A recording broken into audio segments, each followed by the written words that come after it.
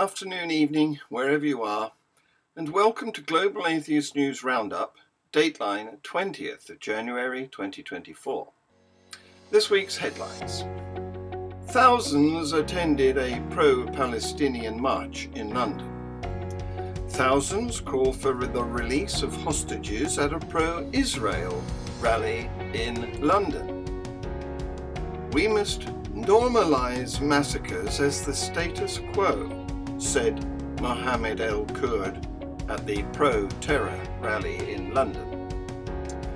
Iran freed Niloufar Hamedi and Elaheh Mohammadi, who were jailed for covering the Mahsa Amini death.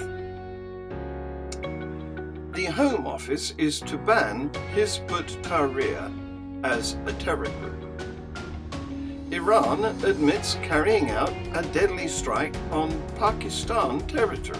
Pakistan launches retaliatory strikes into Iran, killing 9 people.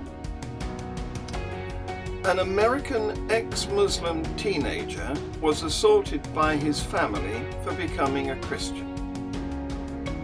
The Reading Park terror deaths inquest is shown video footage. A lesbian Christian nativity scene was declared blasphemous in Italy. The Church of Scientology is a criminal enterprise that uses celebrities to advance mafia-like racketeering, a lawsuit. Trump counts on evangelicals to carry him to victory. The Queen's former chaplain says Cardinal Fernandez's sex writings smack of occultism. A deliverance in a Chur mosque by a Pastor Malam. Thousands of people joined a pro-Palestinian march in London calling for a ceasefire in Gaza. Demonstrators carried placards emblazoned with "Ceasefire Now" and a giant puppet of a Syrian child refugee named Little Amal accompanied the march to highlight child refugees. Organisers said the protest was part of a global day of action in 30 countries. More than 1,700 police officers were on duty to manage the march from London's commercial centre to Westminster. 6 people were arrested for a range of alleged offences, the Metropolitan Police said. Thousands attended a pro-Israel rally in London to mark 100 days since the 7th of October attacks and to call for the release of all hostages from Gaza.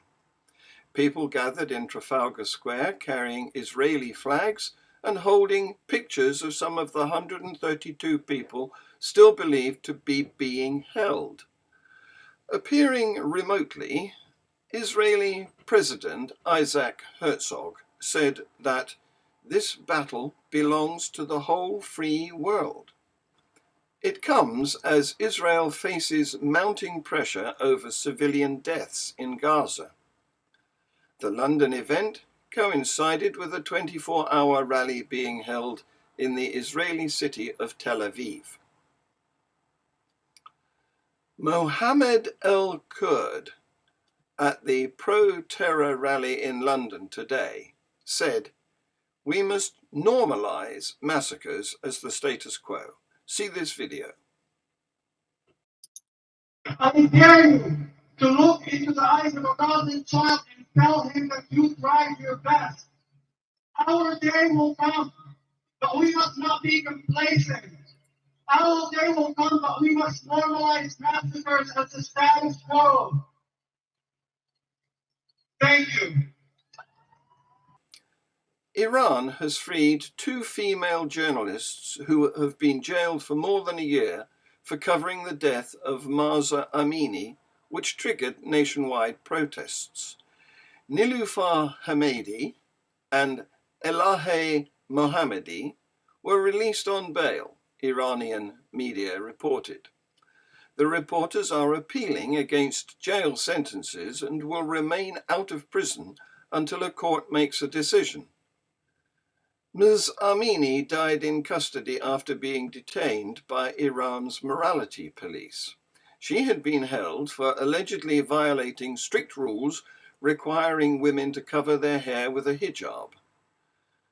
Iran's state coroner attributed her death to pre-existing medical conditions, but a UN human rights expert said the evidence established that she had died as a result of beatings by morality police. Ms. Hamedi, who worked for the reformist newspaper Sharq, broke the news of Mahsa Amini's death.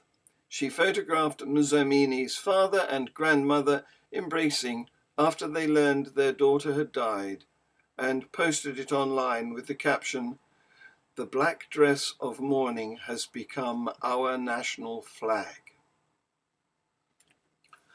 One of the most controversial Islamist groups in the UK, Hizb ut-Tahrir, is to be banned as a terrorist organisation accused of praising the Hamas attacks. Home Secretary James Cleverly said the group was anti-Semitic and actively promotes and encourages terrorism. The ban, under UK terrorism laws, comes after followers were accused of chanting jihad at a pro-Gaza rally. It is an international organisation long active in the UK, but has always denied links to violence. The banning order was laid before Parliament on Monday and will come into force on Friday unless it is voted down. Iran has admitted carrying out a missile and drone attack on western Pakistan on Tuesday. Officials in Islamabad said 2 children were killed and 3 others injured in the attack on Balochistan. Iran's Foreign Minister Hossein Amir Abdollahian, speaking in Davos, insisted that no Pakistani citizens had been targeted. Tehran said it was targeting Jaish al-Adl, or Army of Justice, an ethnic Baloch Sunni Muslim group that has carried out attacks inside Iran as well as on Pakistani government forces. Pakistan has launched missile strikes into Iran, killing 9 people after Iran carried out the strikes described above. Pakistan said its strikes had hit terrorist hideouts in Iran's southeastern Sistan Baluchistan province.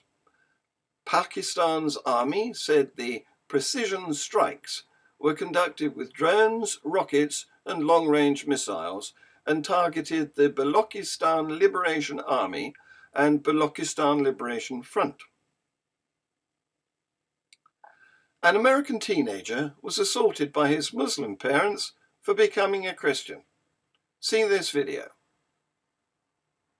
In a harrowing incident in Nashville, Tennessee, a teenage boy, formerly a Muslim, was assaulted by his own family for converting to Christianity. The teenager, subjected to physical attacks and psychological coercion, was found in a distressed state bearing physical marks of abuse. As described by the assistant general manager of the McDonald's where he worked, quote, "They had him down where they kicked him and beat him unconscious. The mother remains in custody, charged with aggravated assault. The father and brother were released on bond. The teen now resides with a Christian foster family. I want people to see that this happens in America." The details of this case are really sad. He had mentioned to his colleagues how they were threatening him. One of his coworkers said he had come before and said, "My mom put a knife to my throat and said that if I don't deny Jesus, she will kill me." An inquest has been shown video footage captured before a terrorist attack in a park in which 3 friends were stabbed to death. Kari Sadala attacked James Furlong, Joe Ritchie Bennett, and David Wales in Foxbury Gardens, Reading, in June 2020. Witnesses saw Sadala stab the men before attacking 3 others. He was later given a whole life jail term. The inquest at the Old Bailey is expected to last for 6 weeks. The inquest was shown video of Saad Allah as he made his way to Foxbury Gardens on the day of the attack. Counsel to the inquest, Nicholas Moss, KC, said Saad Allah had gone into Reading earlier on the 20th of June to buy a pair of denim shorts, which he had worn to help him blend in with those gathered in the park during one of the first relaxations in lockdown rules. Together with a Union Jack bandana, which he had wrapped around his leg, his clothing helped to ensure the element of surprise right up until the point where he launched his attack. The inquest was shown CCTV of Saad Allah leaving his flat on Basingstoke Road in Reading for the final time. As he headed for the front door, he was seen to give 2 Bibles to a woman he passed in the corridor. After buying a bottle of water at a takeaway, CCTV showed him placing the change in a charity tin before checking his pockets for any more coins. It had previously heard Saad Allah had looked at the area online, as well as visiting the park in person to carry out what was described as a recce. CCTV from a nearby wine bar showed, after pausing, he retreated to some bins hidden under a tree, where he smashed his mobile phone and took an 8-inch kitchen knife from a rucksack, hiding it inside his shorts. Detective Chief Superintendent Wright said, "Going to a preparation site like this was not uncommon in a terrorist attack." Saad Allah then re-entered the park and, in an attack lasting less than 30 seconds, had stabbed 6 men in 2 separate groups, fatally wounding 3 of them. Detective Chief Superintendent Oliver Wright, who headed the investigation into the attack, said police later assessed his behaviour as cleansing himself for jihad by giving away the money and Bibles. Saad Allah came to Britain in 2012 after fighting in the Libyan civil war as a teenager. The Home Office had been in the process of removing him in the months leading up to the murders, following several periods in prison. But it was decided it was unsafe to deport him due to the ongoing fighting in his home country. A memorial to the victims was unveiled in the park in June, along with a separate commemorative mosaic at the school in nearby Wokingham, where Mr. Furlong taught history. Pupils said they wanted him to be remembered long after the last children he had taught had grown up. In Capo Castrello di Mercogliano, Italy, the Church of Saints Peter and Paul sparked a heated debate with its unique nativity scene featuring 2 mothers, challenging the traditional depiction of Joseph and Mary. This decision faced sharp criticism from various conservative and religious figures in Italy. The Pro Vita and Familia group condemned the scene as dangerous as well as shameful and blasphemous, while Italian Senator Maurizio Gaspari expressed offence on behalf of those devoted to the Holy Family. Father Vitaliano della Sala, defending the Church's choice, emphasised inclusivity, stating, "I wanted to show with this scene that families are no longer just the traditional ones." He highlighted the Church's role in embracing diverse family structures, including children from gay couples and single parents. This controversy reflects broader societal tensions in Italy, especially in the context of recent measures against LGBT rights under the new leadership of Prime Minister Giorgia Meloni.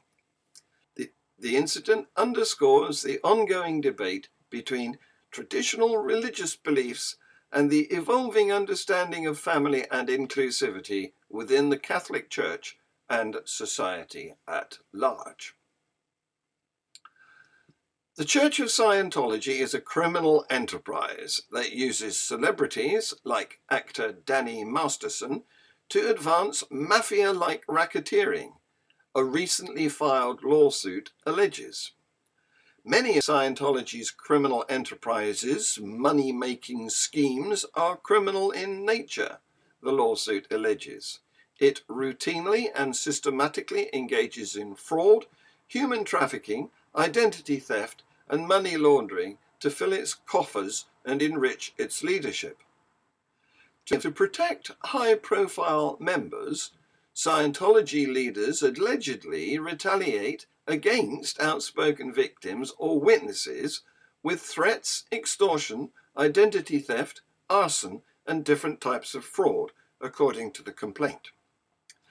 The Church of Scientology called the lawsuit's allegations against the church and its leadership outrageous in an email to Fox News Digital, and it said they are complete fabrications.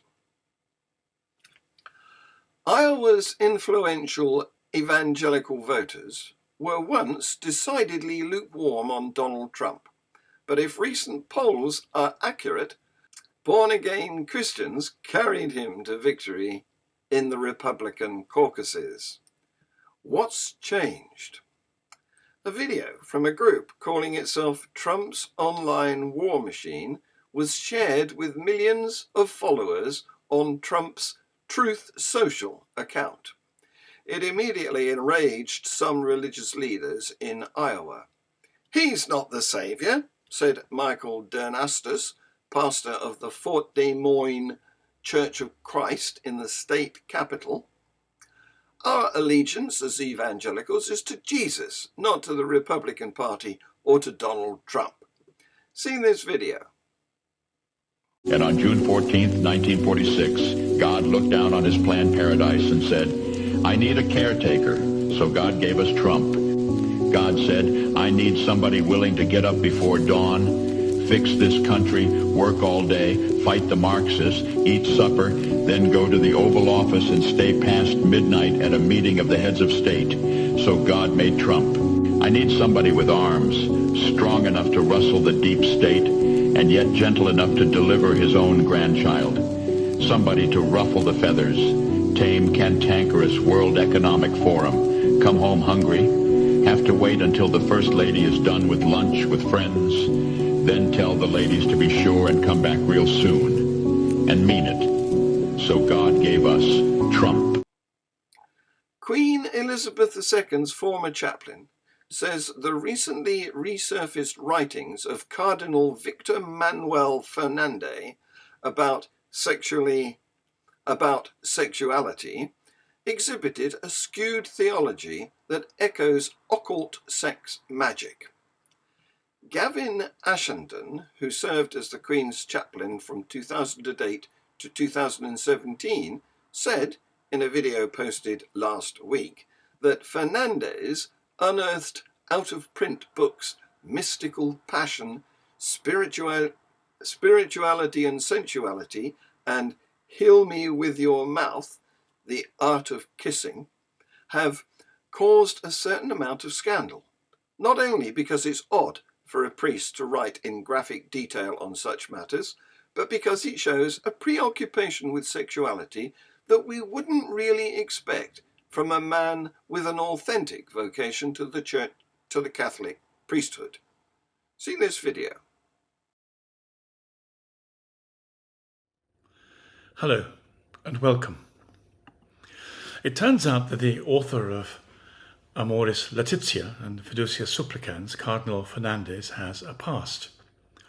It's one in which he wrote two rather odd books. The first was a book of poetry about kissing, with rather too many moustaches for comfort. And the second has just come to light as a study in the spiritual priority of orgasm. It's caused a certain amount of scandal. Not only because it's odd for a priest to write in graphic detail in such matters, but because it shows a preoccupation with sexuality that we wouldn't really expect from a man with an authentic vocation to the Catholic priesthood. But does it tell us anything about his theological presuppositions as the author of those two very important recent documents? I think it does, and what it tells us is alarming and disturbing. So let's look at what lies behind his earlier suppressed book of mystical theology. In 1998, Cardinal Tuccio Fernandez, presently the prefect for the Dicastery of the Doctrine of the Faith, published an unusual book. It was called Mystical Passion, Spirituality and Sensuality. Amongst its chapters, he wrote graphically and with some authority on the difference between male and female orgasms. He was concerned in particular how one might find God in a partner's orgasm. In his evaluation of the implication of passion, both of the spirit and of the body, he wrote that if mystics can obtain sensual experience of the presence of God, then God can make himself present when two human beings love each other and reach orgasm, and that orgasm lived in the presence of God can also be a sublime act of the presence of God. Well, in an article published recently, the Cardinal commented to the Catholic Herald on the contents of the book and explained that he withdrew it early from publication because he thought it would be misunderstood and he wouldn't write it again today. But the exotic contents of his book have been well covered throughout the Catholic press, with responses ranging from a mixture of horror of what appears to be an exercise in theological pornography at one end, and perhaps a sympathetic reminder at the other end that sex and spirituality have always had a complex relationship, and theologians are entitled to explore the area without prudish hypersensitivity, perhaps inhibiting them. So where on this scale of critique do we find the right level of response to mystical passion? Perhaps the best place to begin is with the antithetic world of Freudian deconstruction in the popular sense, not the strict postmodern sense. Ever heard of a chur mosque? This is what happens in one such. See this video.